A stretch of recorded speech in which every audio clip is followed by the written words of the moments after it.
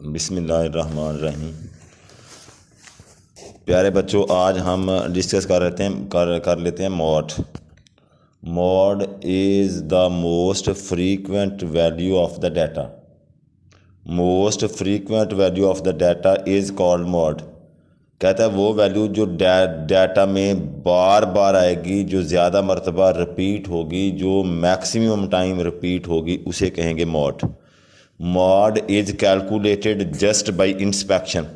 Mod हम देख कर ही बताते हैं, डाटे में जो वैल्यू ज़्यादा मरतबा रिपीट होगी वो मॉड है। अब मॉड की एक खामी ये है कि बाद का मॉड जो है ना वो डाटे में एग्जिस्ट ही नहीं करता। अगर सारी वैल्यू सेम टाइम रिपीट हो जाए तो mod does not exist.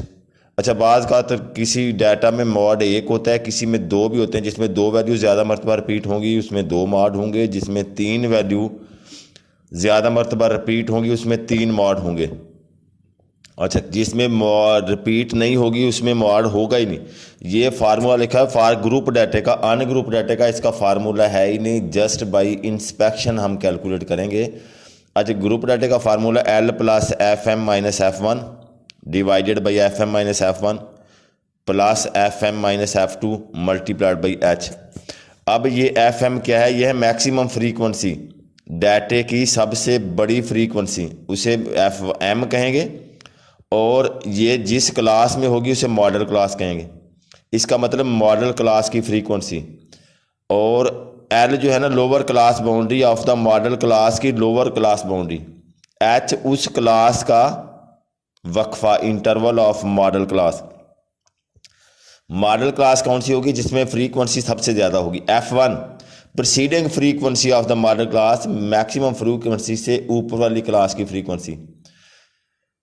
F2 हो गया जी फॉलोइंग फ्रीक्वेंसी से मुराद नीचे वाली फ्रीक्वेंसी, मॉडल क्लास की नीचे वाली फ्रीक्वेंसी।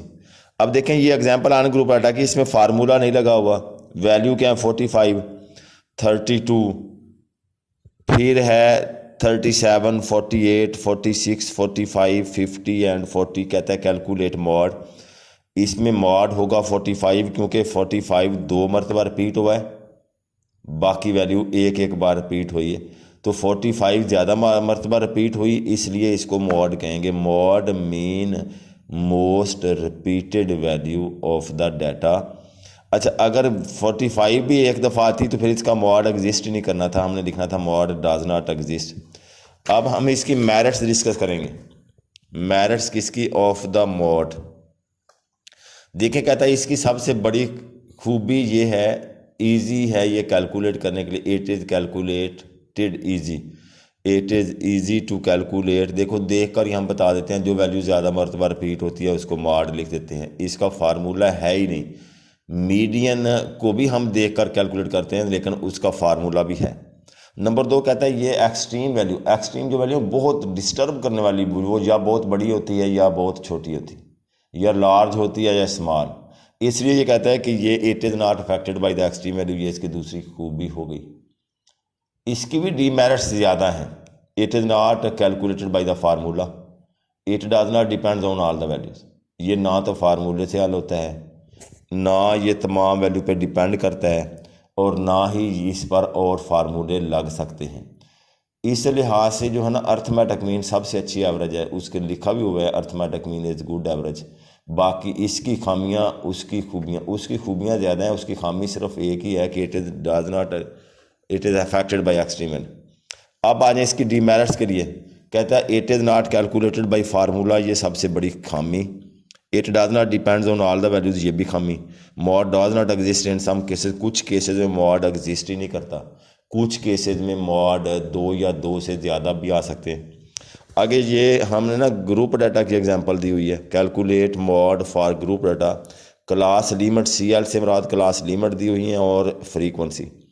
क्लास लिमिट से पहले बनाएंगे क्लास बाउंड्री। बनाते कैसे? हम फैक्टर निकालते हैं। ये दो कंजक्टिव वैल्यू 91 - 90 बटा 2.5 आ गया। अब ये 0.5 लोअर लिमिट से माइनस करते जाएंगे, और अपर 86 में से 0.5 मनफी किया 85.5, 90 में 0.5 जमा किया 90.5।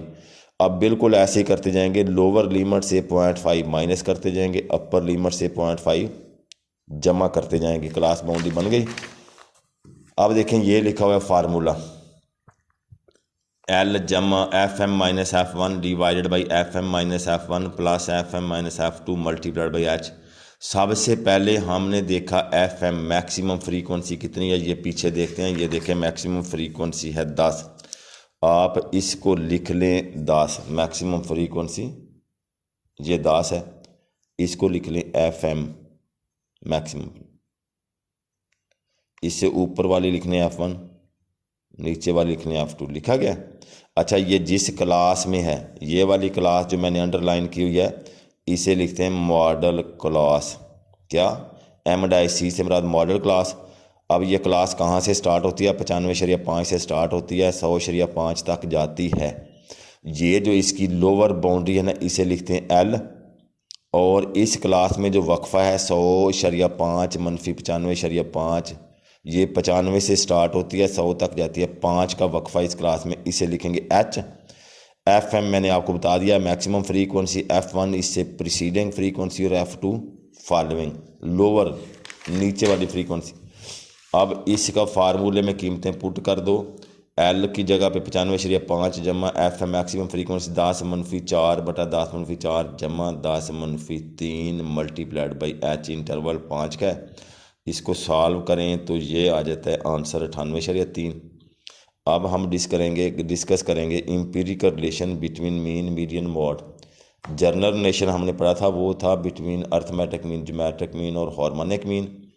एम्पिरिकल रिलेशन जो है ना, वो सिमेट्रिकल डिस्ट्रीब्यूशन होगी अगर ऐसी डिस्ट्रीब्यूशन जो सिंगल पीक्ड होती है, जिसका मीन मीडियन मॉड बराबर होते हैं। सिमेट्रिकल डिस्ट्रीब्यूशन होगी तो इसका मीन मीडियन मॉड बराबर निकलेगा। अगर डिस्ट्रीब्यूशन सिक्यूर्ड है, सिक्यूर्ड से मुराद या वो राइट साइड पे लंबी है या लेफ़्ट साइड पे, तो फिर उसका रिलेशन है मॉड बराबर है 3 median minus 2 mean. Mode is equal to 3 median minus 2 mean. बेटा ये चैप्टर आपका एंड हो गया। हम नेक्स्ट मंडे वाले दिन इंशाल्लाह इसका टेस्ट लेंगे आपका। कल से हम next chapter measures of dispersion start करेंगे। ये था मेजर्स ऑफ सेंट्रल टेंडेंसी। अच्छे तरीके से तैयार कीजिएगा। अल्लाह हाफिज़।